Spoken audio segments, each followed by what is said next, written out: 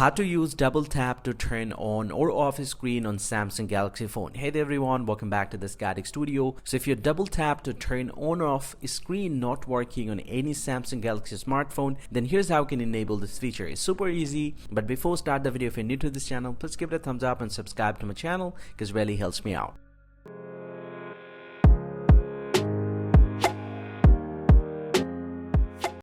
Well, so now to enable this feature, the very first thing that you have to do is simply go and open up the settings app from your phone, and from the settings homepage, scroll down to find out the option advanced feature. You'll get to see the advanced feature. You can just need to tap on this, and inside this one you'll get to see the third option, motion and gestures.